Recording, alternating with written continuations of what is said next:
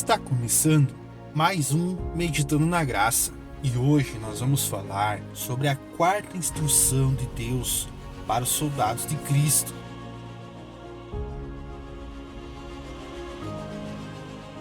Assim, mantenham-se firmes, cingindo-se com o cinto da verdade, vestindo a couraça da justiça e tendo os pés calçados com a prontidão do Evangelho da paz. Além disso, usem o escudo da fé, com o qual vocês poderão apagar todas as setas inflamadas do maligno. Usem o capacete da salvação e a espada do Espírito, que é a palavra de Deus. A primeira armadura que nós vamos falar, e o apóstolo Paulo nos apresenta, é a verdade. Ele diz, cingindo-se com o cinto da verdade, colocando o cinto da verdade. Quem é essa verdade? Em João, no capítulo 8, no versículo 32, Jesus vai dizer sobre o que acontece com quem busca conhecer a verdade, conhecer a sua verdade. E conhecereis a verdade, e a verdade vos libertará. A verdade deve ser o cinto de todo soldado de Cristo. Mas qual verdade é essa? É a sua verdade primeiro. Conhecereis a verdade. Muitas pessoas se escondem atrás de máscaras, fingem serem outras pessoas, vivem outras vidas, querem viver outras vidas, não aceitando sua realidade. Mas Cristo diz, conheça a sua verdade, seja quem você é, mas seja você, seja sincero, não esconda suas fraquezas, não esconda aquilo que está te amedrontando, não esconda dele os seus pecados. A verdade é o cinto da firmeza, e sendo o cinto da firmeza, é o que segura toda a estrutura que o soldado leva em seu corpo. Somente com o cinto da verdade podemos suportar a espada embanhada, ou seja, só a verdade nos dá firmeza para sustentar a nossa realidade e a que Cristo é. Ele é a própria verdade. A verdade é uma pessoa e ela se chama Cristo. A segunda armadura que o apóstolo Paulo nos orienta a usar é a couraça da justiça. Essa couraça não é feita por nossas justiças, pelas nossas obras ou pelo que fizemos, mas é a justiça que Cristo nos justificou de todo o pecado, da maldição e da morte. A couraça é como se fosse o colete à prova de balas, os dardos, as flechas do inimigo não o alcançassem. A couraça da justiça que o apóstolo nos orientou a usar, ela é feita pela justiça que Cristo nos justificou do pecado, da maldição e da morte. Porque Deus é justo, Adão pecou e consequentemente herdamos a morte. Mas porque Deus é justo e necessita que o homem pague pelos seus atos, ele mandou seu próprio Filho em forma de homem para pagar os pecados da humanidade. Deus é justo, e tão justo, que pelo pecado de um só homem, todos se tornaram pecadores. Mas por ele ser tão justo também, todos os homens têm a oportunidade de se livrar do pecado, do inferno e da morte eterna, por meio do seu Filho, Jesus Cristo. O apóstolo também nos ensinou sobre o calçado do Evangelho. Que calçado é esse? É daqueles que anunciam as boas novas. Diariamente, todos os noticiários, telejornais, a internet informa que o mundo vai de mal a pior, que a economia tende a cair. Em muitos lugares, há guerras, fome, destruição, famílias se matando entre si.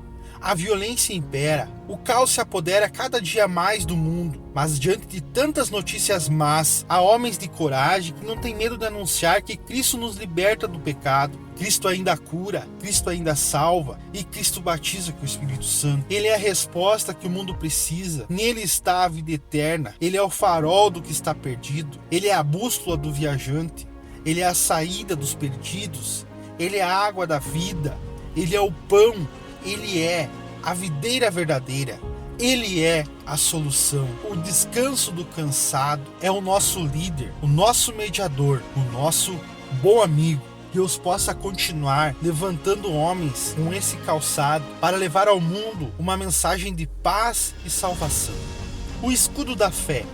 O escudo da fé é o que faz nós apagar os dardos do maligno. O que isso significa? Que a fé é ver a luz quando todos dizem que está escuro. Fé é enxergar a colheita de amanhã da semente que está sendo plantada hoje. Fé é enxergar a cura mesmo estando doente.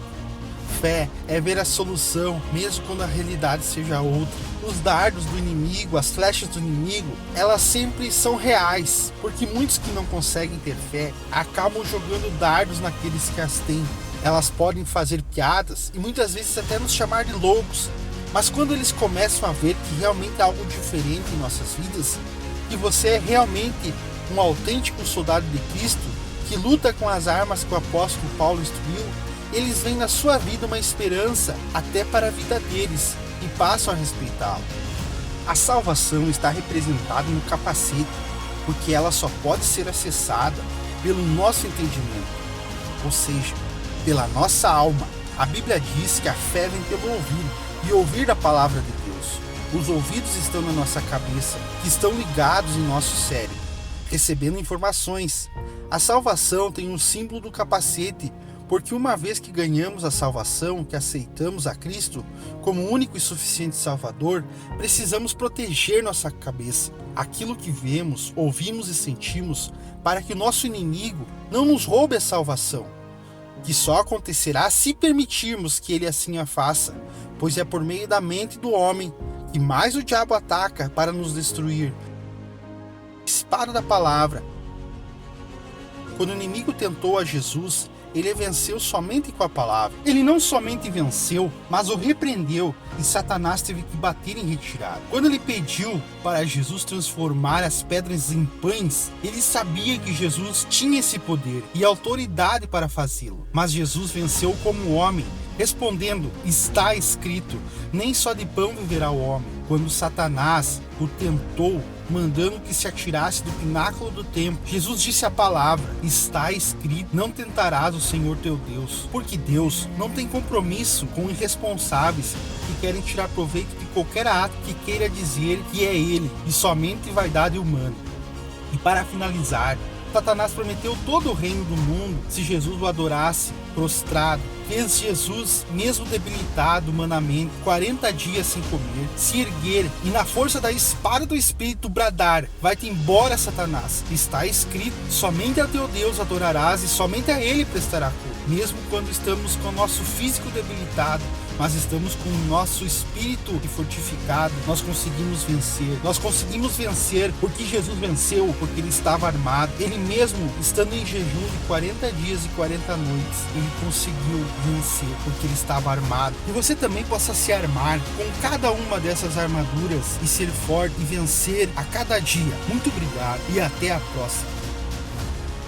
No próximo episódio, estaremos estudando o comportamento do soldado de Cristo. Não perca!